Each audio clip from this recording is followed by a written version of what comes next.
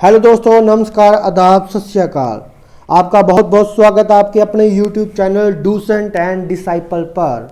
जैसा कि आप सबको मालूम है, यूपीएससी का प्रीलिम एग्ज़ाम 4 अक्टूबर को होने वाला है। उसी को देखते हुए हम आपके लिए लेकर आए हैं test series 2020 for UPSC, PCS and SSC. और आज से हम जो पहला टेस्ट सीरीज़ का पहला टेस्ट होगा वो होगा इंडियन पॉलिटी के ऊपर, जिसका टॉपिक होंगे हिस्टोरिकल बैकग्राउंड जैसे company rule, crown rule, making of the constitution, salient features of the constitution. देखिए, ये सारे क्वेश्चन एनालिटिकल बेस्ड होंगे। इन क्वेश्चन को करने के बाद आपको पता चलेगा कि हमें यूपीएससी के पर्सपेक्टिव से कैसे रिवाइज करना है। सो लेट्स स्टार्ट करते हैं, ज़्यादा टाइम ना ख़राब करते हुए। हमारा पहला क्वेश्चन है, which of the following statements regarding regulating act 1773 are correct. देखिए, स्टेटमेंट पूरे ध्यान से पढ़िएगा। कई बार क्वेश्चन के अंदर करेक्ट आता है, कई बार इनकरेक्ट आता है। तो रेगुलेटिंग एक्ट 1773 बहुत सारे बच्चों ने पढ़ा है, एसएससी के लिए भी पढ़ते हैं, यूपीएससी के लिए भी, पीसीएस के लिए।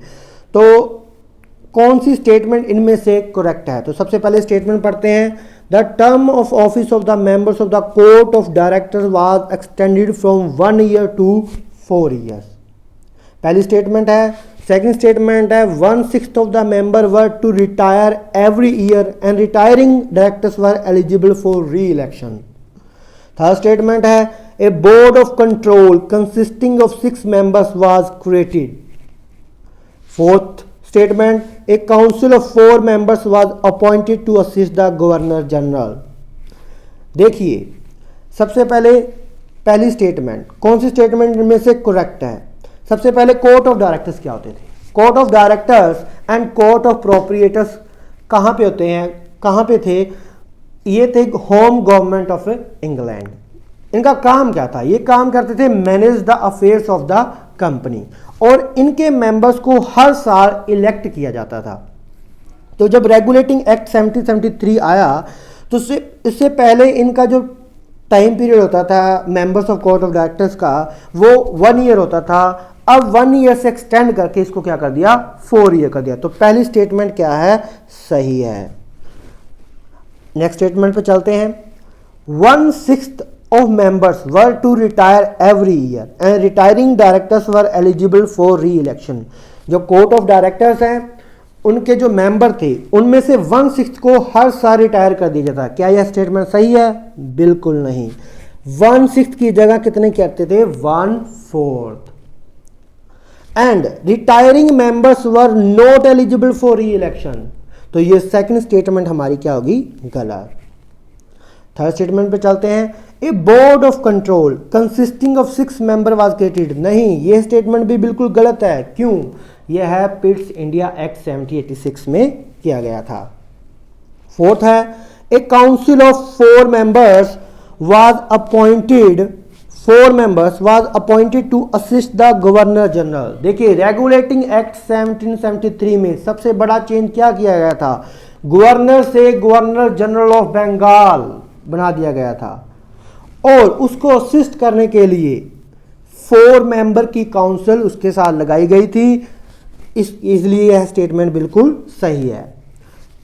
देखिए, बंगाल, मद्रास और बॉम्बे 3 प्रेसिडेंसी थी, और रेगुलेटिंग एक्ट 1773 से पहले ये सभी presidency independent home government of Britain के अंडर काम करती थी। ये डायरेक्ट अकाउंटेबल थी home government of Britain.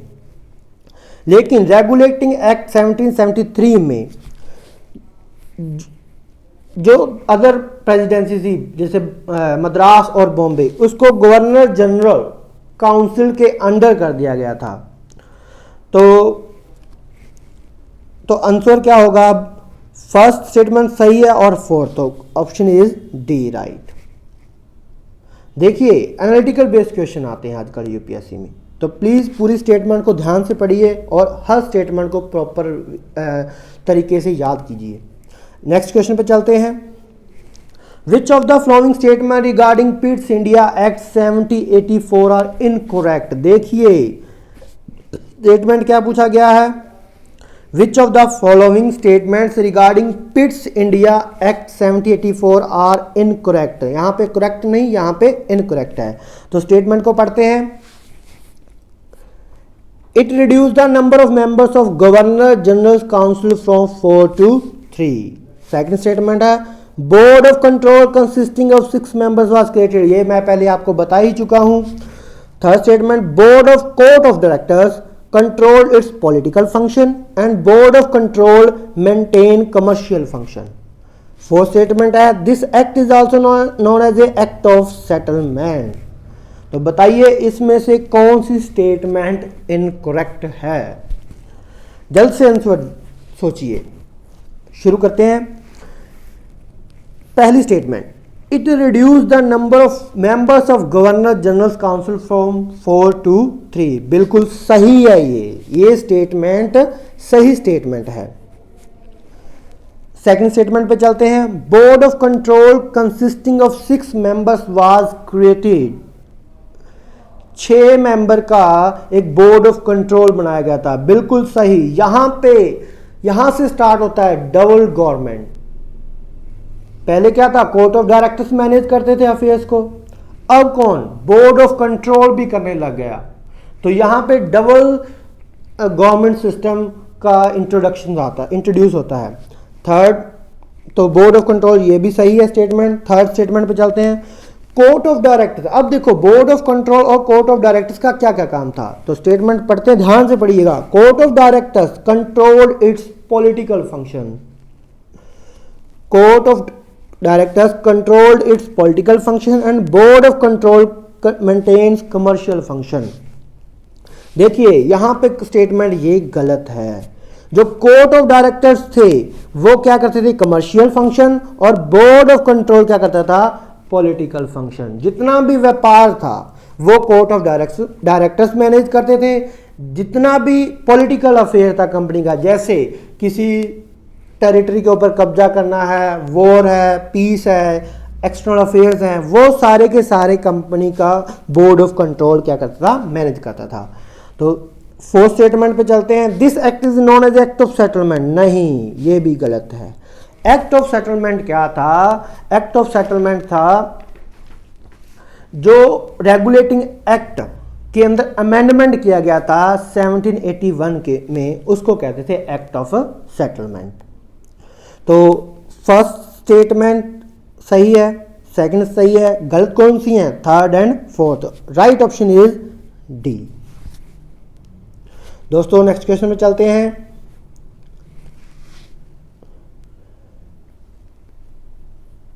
Which of the following act was known as a Saint Helena act. इनमें से कौन सा एक्ट सेंट हेलेना एक्ट के नाम से जाना जाता है। तो सबसे पहले charter act 1813, charter act 1833, government of India act 1858, Morley Minto reforms. कौन सा है, जल्द से वीडियो को पॉज कीजिए और बताइए। तो हम बताते हैं, इनमें से राइट ऑप्शन है चार्टर एक्ट 1833। अब सेंट हेलेना एक्ट क्यों बोलते हैं। चार्टर एक्ट ऑफ 1833 में क्या क्या हुआ था हमें पता है। Governor general of Bengal, governor general of Bengal को क्या बना दिया गया था, governor general of India, governor general of India. देखिए तो पहले गवर्नर था 1773 में तक गवर्नर ऑफ बंगाल बोला जाता था। 1773 में रेगुलेटिंग एक्ट आया, उसमें गवर्नर जनरल ऑफ बंगाल बना दिया गया। अब गवर्नर जनरल ऑफ बंगाल की जगह गवर्नर जनरल ऑफ इंडिया बना दिया। तो पहला गवर्नर जनरल ऑफ इंडिया कौन था, लॉर्ड विलियम बेंटिक।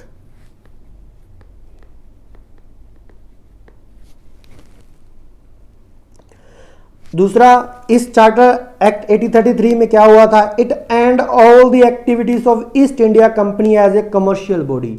जितना भी उसका व्यापारिक काम था उसको ईस्ट इंडिया कंपनी का, उन सभी एक्टिविटीज को खत्म कर दिया गया था। सिर्फ प्योरली एडमिनिस्ट्रेटिव बॉडी की तरह वो काम करने लग गई थी ईस्ट इंडिया कंपनी।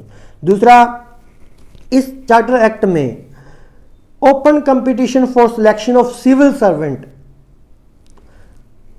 को इंट्रोड्यूस करने की कोशिश की गई थी और ओपन कंपटीशन के अंदर इंडियंस को पार्टिसिपेट करने के लिए ये एक मौका दिया गया था, लेकिन कोर्ट ऑफ डायरेक्टर्स की ऑपोजिशन की वजह से यह इम्प्लीमेंट नहीं हो पाया।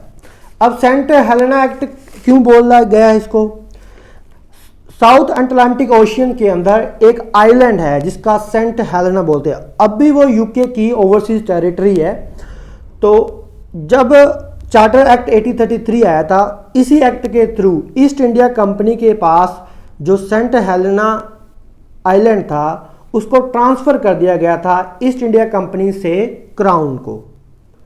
ब्रिटेन के क्राउन को ईस्ट इंडिया कंपनी से ट्रांसफर कर दिया गया था सेंट हेलेना आइलैंड को, इसलिए इसको क्या बोलते हैं? Saint Helena act. दोस्तों नेक्स्ट क्वेश्चन पे चलते हैं। नेक्स्ट क्वेश्चन है, which of the following statement regarding government of India act 1858 are correct? कौन सी स्टेटमेंट करेक्ट है? तो सबसे पहले it ended the system of double government by abolishing the board of control and court of directors, पहली statement. दूसरी statement, it created a new office secretary of state for India and A 20 member council to assist him. Third statement, Viceroy should nominate some Indian as a non-official member of his expanded council. Fourth statement, it also gave a recognition to the portfolio system. अब इनमें से कौन सी statement correct है? तो सबसे पहली statement देखते हैं। It ended the system of double government by the abolishing the board of control. जैसा कि मैंने आपको बताया था, पिट्स इंडिया एक्ट 1786 के अंदर डबल गवर्नमेंट का कॉन्सेप्ट आया था, board of control and court of director. तो इस एक्ट के गवर्नमेंट ऑफ इंडिया एक्ट 1858 के अंतर्गत जो डबल गवर्नमेंट का सिस्टम था उसको अबॉलिश कर दिया गया था। तो पहली स्टेटमेंट बिल्कुल सही है। अब आते हैं दूसरी स्टेटमेंट पे। It created a new office of secretary of state for India, बिल्कुल सही। Secretary of state for India की एक नया ऑफिस क्रिएट किया गया था वाइसरॉय के अंडर, जो वाइसरॉय को असिस्ट करता था। लेकिन जो 20 member council to assist him है वो बिल्कुल स्टेटमेंट गलत है। वहां पे 20 मेंबर नहीं था, वहां पे था 15 मेंबर। तो यूपीएससी कभी कभी ऐसी स्टेटमेंट्स को नंबर चेंज करके डाल देती है और जो प्रॉपर वे से रिवीजन ना करने की वजह से ये क्वेश्चन गलत हो जाता है। तो इस चीज़ का बहुत बहुत ध्यान रखना है दोस्तों। अब थर्ड स्टेटमेंट चलते हैं। Viceroy should nominate some Indian as a non official member of his expanded council. तो यह जो स्टेटमेंट है यह काउंसिल एक्ट 1816 में था, इंडियन काउंसिल एक्ट 1861 में। तो यह 1858 का नहीं पार्ट है, गलत है यहाँ पे। जैसे आपको मालूम है कि वाइसरॉय क्या करता था, इंडियन काउंसिल एक्ट 1861 के तहत पहली बार 3 पर्सन्स को नॉन ऑफिशियल मेंबर्स के तौर पर काउंसिल के अंदर मेंबर बनाया गया था। तो वो कौन थे? Raja Banaras, Maharaja Patiala, sir Dinkar Rao. It also gave a recognization to the portfolio system. यह भी स्टेटमेंट गलत है क्योंकि यह भी इंडियन काउंसिल एक्ट 1861 का पार्ट है। तो 2 ही ऑप्शंस हैं सही। तो कौन सा क्वेश्चन, सॉरी, सेकेंड स्टेटमेंट भी गलत था क्योंकि वहां पे 50 मेंबर था। तो ओनली एक ही स्टेटमेंट सही है, तो option right is C. Next question, according to the Morley Minto reforms, according to the Morley Minto reforms, इसको गवर्नमेंट ऑफ इंडिया एक्ट 1909 भी बोलते हैं। तो द नंबर ऑफ मेंबर्स पहली स्टेटमेंट क्या है, the number of members of the central legislative council was raise from 16 to 60। देखिए यहाँ पे ध्यान रखना है, दो तरह की लेजिस्लेटिव काउंसिल थी, एक सेंट्रल लेजिस्लेटिव काउंसिल थी और एक प्रोविंशियल लेजिस्लेटिव काउंसिल थी। अलग अलग प्रोविंसेस जो बने हुए थे प्रोविंस, उनकी अपनी एक लेजिस्लेटिव काउंसिल थी जिसको हेड कौन करता था, गवर्नर, और सेंट्रल लेजिस्लेटिव काउंसिल को कौन करता था, वाइस रॉय। तो पहली स्टेटमेंट है number of member of central legislative council raise from 16 to 60। Second है it allowed central legislative council to have non official majority. देखिए यहां पे ध्यान रखना है, central legislative council to have non official majority.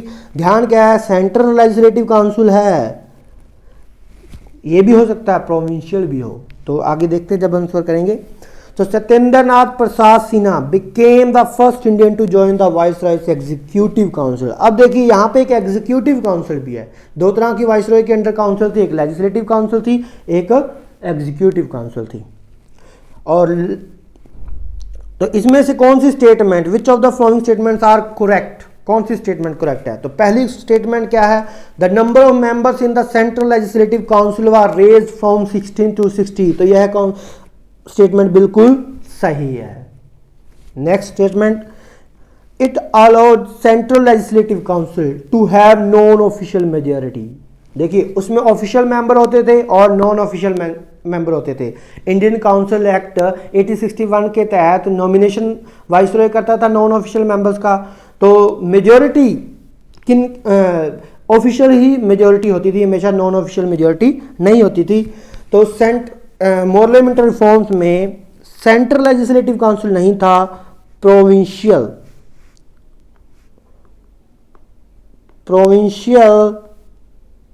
Council के अंदर नॉन ऑफिशियल मेजोरिटी थी। तो statement second is wrong.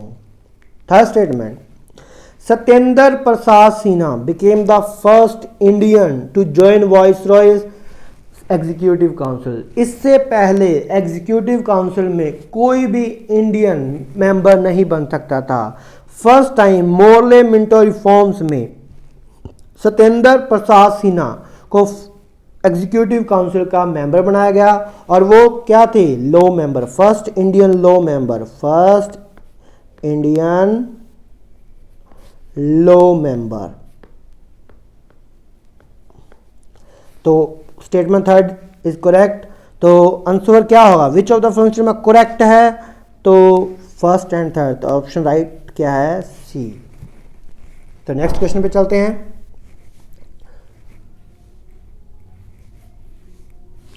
Government of India act 1919, government of India act 1919 Montagu Chelmsford reforms.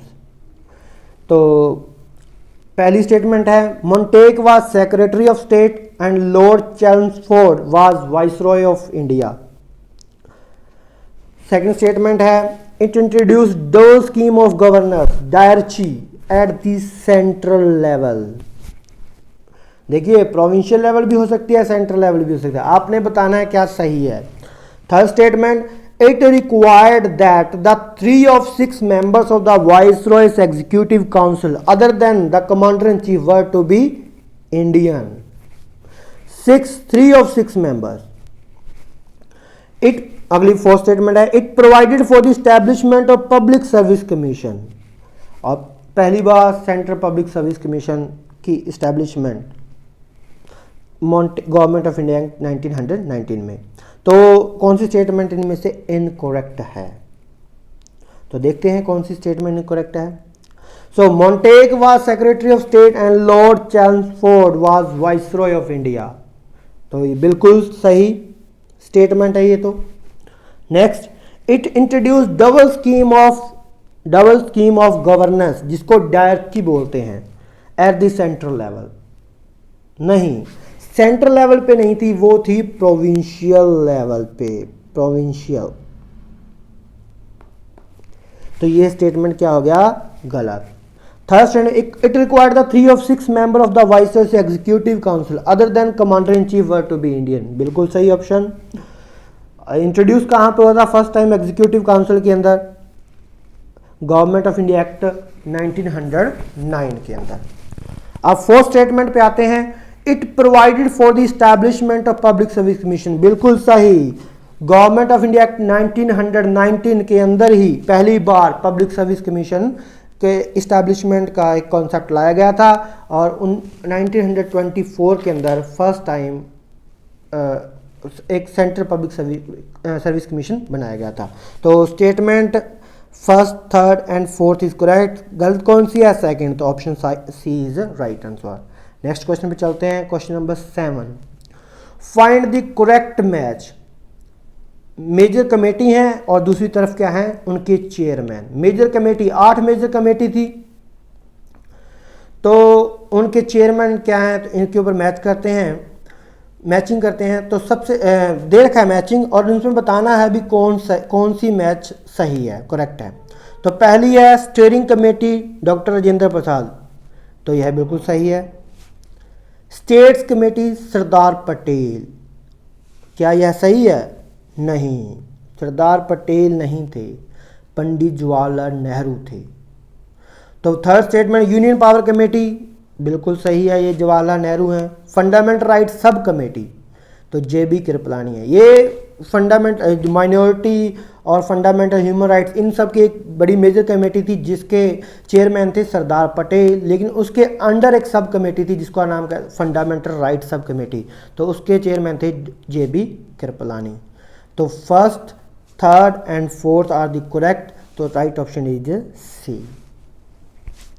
8th question पे चलते हैं, who was the chief draftsman of constitution. ये direct question है, SSC में भी आ सकता है, PCS में भी आ सकता है और कभी कभार UPSC में भी आ सकता है। तो चांसेस ज़्यादा से ज़्यादा SSC और PCS में आने के हैं इस क्वेश्चन के। तो who was the chief draftsman of the constitution? Sir BN Rao, doctor Bhimrao Ambedkar, KM Munshi या SN Mukherjee. Doctor BN Rao क्या थे? Legal advisor. क्या थे वो? Legal advisor. Doctor Bhimrao Ambedkar क्या थे? Chairman of the drafting committee. KM Munshi कौन थे? एक्सपर्ट कमेटी के मेंबर। एक्सपर्ट कमेटी क्या थी? कॉन्स्टिट्यूंट असेंबली बनने से पहले कांग्रेस ने एक कमेटी बनाई थी, एक्सपर्ट कमेटी, उसके मेंबर थे KM मुंशी। और SN मुखर्जी, ये थे chief draftsman of constitution. Bhimrao Ambedkar और SN मुखर्जी में कंफ्यूज नहीं होना, वो ड्राफ्टिंग कमेटी के चेयरमैन थे, ये ड्राफ्टमैन थे, चीफ ड्राफ्टमैन SN मुखर्जी। तो नेक्स्ट क्वेश्चन पे चलते हैं, which of the following is are not feature of the federal system of the government. कौन सा फेडरल सिस्टम? देखिए 2 टाइप की गवर्नमेंट्स हैं, यूनिटरी सिस्टम और दूसरा फेडरल सिस्टम। तो इसमें से बताना है कौन सा feature federal system of government का नहीं है। तो पहला रिटन कॉन्स्टिट्यूशन, पहली स्टेटमेंट, दूसरी फ्लेक्सिबल कॉन्स्टिट्यूशन, तीसरी independent judiciary, fourth emergency provisions. तो बताइए कौन सा फीचर नहीं है। देखिए फेडरल स्ट्रक्चर के, फेडरल गवर्नमेंट के फीचर्स होते हैं रिटन कॉन्स्टिट्यूशन, तो पहली स्टेटमेंट सही है। फ्लेक्सिबल कॉन्स्टिट्यूशन किसका होता है? यूनिटरी सिस्टम का, तो second statement is wrong. Independent judiciary जो होता है वो फेडरल स्ट्रक्चर का पार्ट है, तो ये स्टेटमेंट ठीक है। इमरजेंसी प्रोविजन, जैसे राष्ट्रपति इमरजेंसी लगा देता है, तो ये यूनिटरी मेथड का है, गवर्नमेंट सिस्टम का है। तो first, third and fourth are correct. तो सॉरी, इमरजेंसी प्रोविजन यूनिटरी का तो फेडरल का नहीं है, तो first, third is correct and second and fourth is incorrect. तो सेकंड एंड फोर्थ क्या होगा? Right option. देखिए फेडरल स्ट्रक्चर के क्या क्या फीचर हैं। पहला रिटन कॉन्स्टिट्यूशन, दूसरा डिवीजन ऑफ पावर्स, मतलब सेंटर और स्टेट की पावर्स के बीच में डिवीजन। फिर सुपरमेसी ऑफ कॉन्स्टिट्यूशन, सबसे प्रधान जो होगा वो कॉन्स्टिट्यूशन ही होगा। रिजिडिटी ऑफ कॉन्स्टिट्यूशन, कॉन्स्टिट्यूशन को आसानी से बदला ना जा सके, बिल्कुल रिजिड। फिफ्थ है इंडिपेंडेंट जुडिशरी, जुडिशरी का गवर्नमेंट से, लेजिस्लेटिव से बिल्कुल इंडिपेंडेंट, उनका इंटरफेरेंस ना होना। और सिक्स्थ जो है वो है बायकैमरलिज्म, जैसे अपर हाउस, लोअर हाउस, ये फेडरल स्ट्रक्चर का फेडरल स्ट्रक्चर का एक फीचर्स हैं। सेकंड है यूनिटरी। यूनिटरी में क्या आता है? Strong centre, single constitution, single citizenship, और कॉन्स्टिट्यूशन जो होगा वो रिटन भी हो सकता है और ऑरली भी हो सकता है। मोस्टली यहाँ पे यूनिटरी है, जैसे इंग्लैंड का एग्जांपल लेते हैं, ब्रिटेन का, वहाँ पे ऑरली कॉन्स्टिट्यूशन है, रिटन कॉन्स्टिट्यूशन नहीं है। फिर फ्लेक्सिबल कॉन्स्टिट्यूशन होगा, कॉन्स्टिट्यूशन आसानी से बदला जा सकता है। इंटीग्रेटेड जुडिशरी होगा। Appointment of governor to the state by the centre, centre के द्वारा हर स्टेट को एक गवर्नर अपॉइंट किया जाएगा। ऑल इंडिया सर्विस, जैसे यूपीएससी सिविल सर्विस एग्जाम किसके लिए होता है? ऑल इंडिया सर्विस के लिए, आईपीएस, आईएएस, आईएफएस, ये सारे ऑल इंडिया सर्विस, ये यूनिटरी सिस्टम ऑफ गवर्नमेंट का फीचर है। फिर इमरजेंसी प्रोविजन, ये भी किसका फीचर है? यूनिटरी का। तो इंडिया क्या है? India is a federal country, federal government है या यूनिटरी गवर्नमेंट है इंडिया के अंदर। India is a quasi federal, ना तो ये फेडरल है ना ही ये यूनिटरी है, ये क्वासी फेडरल। कुछ फीचर इसके अंदर फेडरल स्ट्रक्चर के हैं, कुछ इसके अंदर यूनिटरी के हैं। तो आगे करते हैं question number 10। Which of the following are correct statement, कौन सी स्टेटमेंट में से करेक्ट है? Indian parliament is not a sovereign body like the British parliament. Fundamental rights are not absolute but they are sacrosanct. The constitution itself declared that the directive principles of fundamental in the governance of the country. Fundamental duties were added by the 42nd Amendment Act on the recommendation of the Swaroop Singh Committee. तो इनमें से कौन सी statement सही है?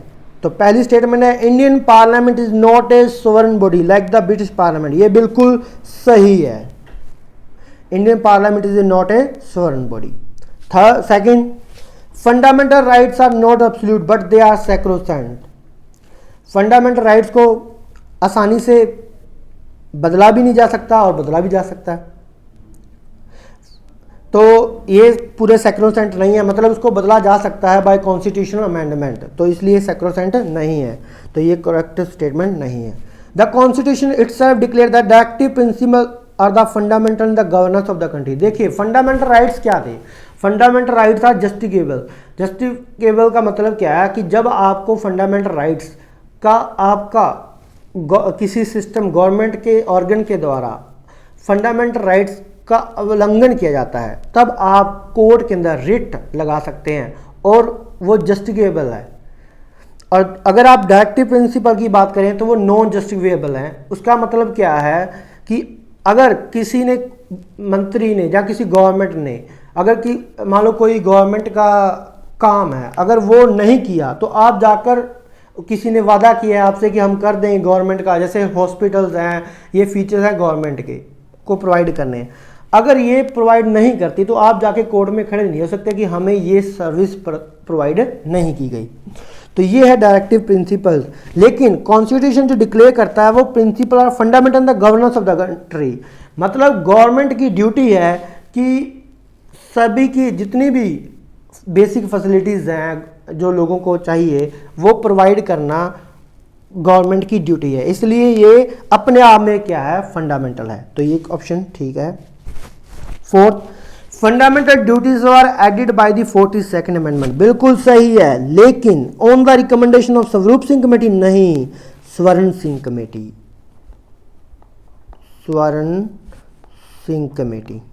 तो ये भी स्टेटमेंट क्या है? गलत है। तो स्टेटमेंट कौन सी है? First and third, option B is right. देखिए अब हमने 10 क्वेश्चन कर लिए हैं और आज के लिए बस इतना ही। प्लीज़ अगर आपको ये टेस्ट सीरीज अच्छी लगी है तो प्लीज़ इसका फीडबैक दीजिए, कमेंट सेक्शन में हमें बताइए क्या क्या गलतियां हैं, हम आगे और इम्प्रूव करेंगे। यह हमारी फर्स्ट वीडियो थी। इसके बाद निरंतर हर रोज़ हम 10 क्वेश्चन का ऐसे नेक्स्ट पार्ट लेकर आएंगे जिसके अंदर हम fundamental rights, preamble, silent feature कुछ रह गए हैं उनको कवर करेंगे। तो प्लीज़ हमारे चैनल को सब्सक्राइब कीजिए, शेयर कीजिए और धन्यवाद। जय हिंद।